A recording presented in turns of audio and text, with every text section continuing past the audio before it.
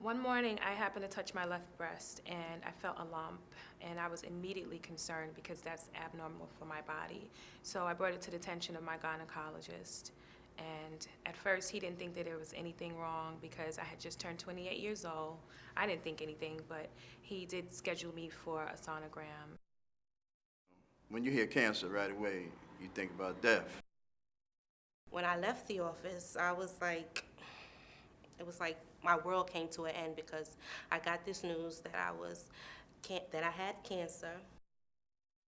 Circumstances were some frequent urination and just the fact that I was 48 years old and African American. I knew it was time to have my prostate checked. And luckily I did go in, and since then I've been much better about my health care. I tell other people what to do, and I feel like I eat well and I exercise daily. So it was quite a shock to me to find out that I was diagnosed with this. Actually, I did not have routine testing. I sort of found out I was ill as an emergency. I got taken to the emergency room, and because I had developed severe abdominal pains, diarrhea, vomiting, which took me to the emergency room. And during that time, they found out that there was a mass on the right side of, at the time they said the abdomen, and they weren't sure what it was. So then they proceeded to perform testing, which was, CAT scan, and then follow up with a colonoscopy, which revealed that it was colon cancer that I had at the time.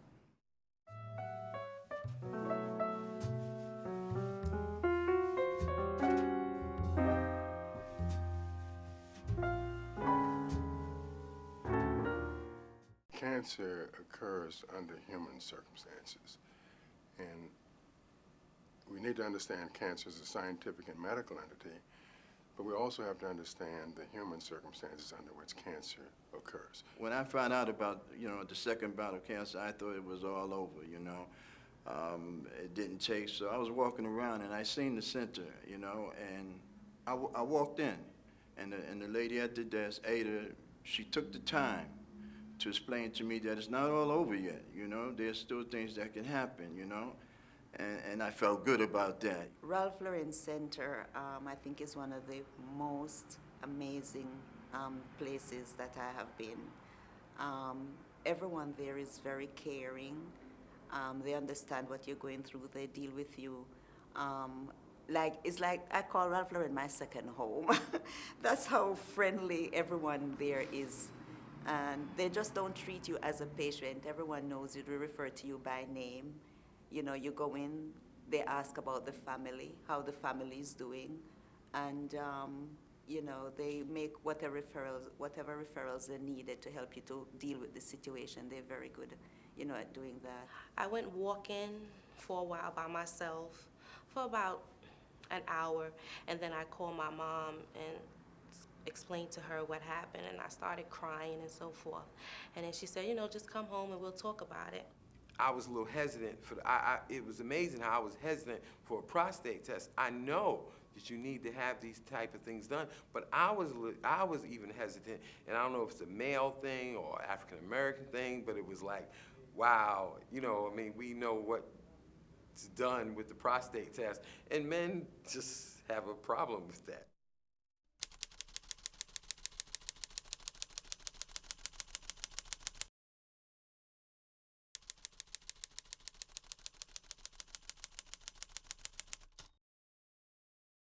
One of the reasons why the Ralph Lauren Center for Cancer Care was developed was to make sure that we had the ability to address the cancer care needs of the minority community and those who are disadvantaged and those who are uninsured. If the data was reviewed from a national perspective, if you look at United States cumulative data, what you'll find is that African Americans and African American men in particular have the highest rates of cancer, again, nationwide. And this holds true whether you look at all of the numbers for all of the various cancers, or certainly if you break it down into the specific cancers. We have the highest rates of lung cancer, we have the highest rates of prostate cancer, as well as the highest rates of colon cancer. Certainly if you look, and we're talking about mortality data, so this is the highest death rate of these various cancers. And the same thing holds true when we look at cervical cancer and breast cancer in African American women, the highest mortality rates. I'm quite thankful that it was early. And like I said, everyone was very helpful. I got all the right care. I was put in. It was almost like a blessing that everyone was there for me when I really needed them to be there.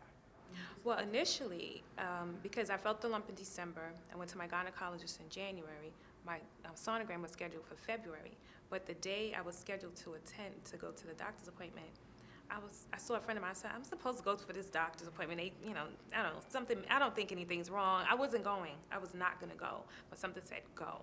And I am so happy that I went, because I don't think I would be here today, because my cancer was very aggressive. By the time I was diagnosed, 5 months later after me initially failing it, I was already at stage 3.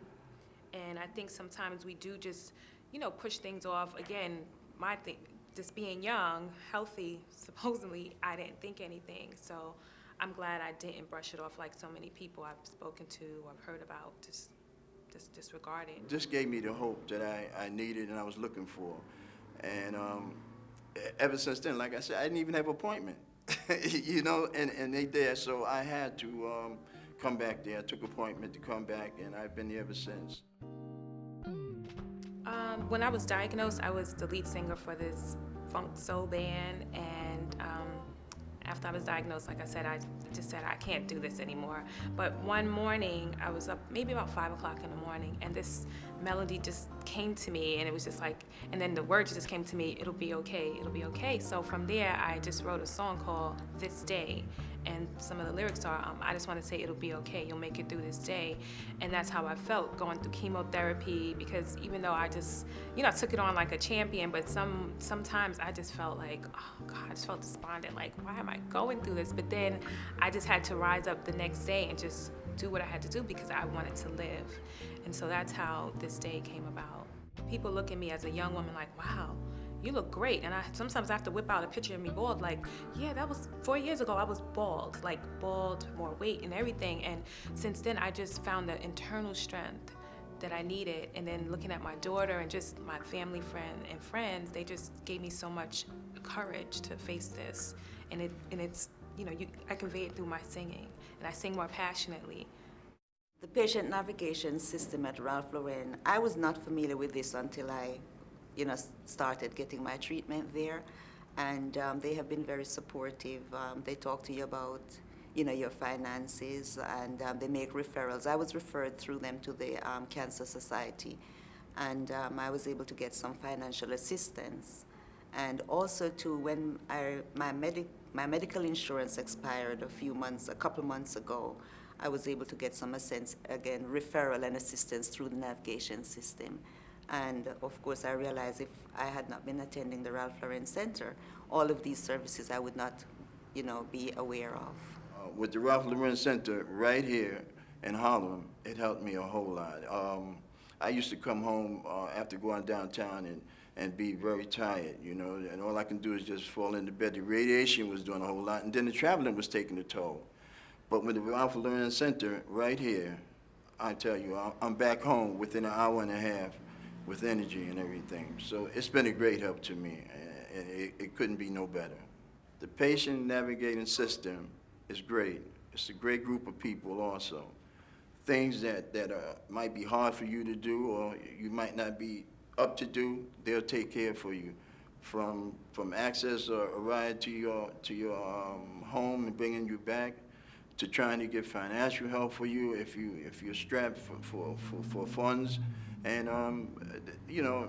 I can't say enough about them. Almost anything that you might want, they if you want to, they enroll you into a self-help group, a support group, or yoga, whatever you might want. Whatever it might be, they try their best to look into it and see what they can do for you. The Ralph Lauren Center itself is the epicenter for this kind of activity. If you're living in Harlem or beyond, you can come to this center and you will be taken care of. Not only with respect to the quality of treatment, you will also see friendly people who wish to help you. If somebody comes to your house as a guest, you make them feel comfortable. Well, the Ralph Lauren Center is our house, and anyone who comes here is our guest, and we will see that they're treated in a friendly manner. Beyond that, we'll see that if they have a problem, They will be taken care of irrespective of their ability to pay. And that is the essence of the Ralph Lauren Center. And that is that no one goes untreated. Everyone gets a high quality of care.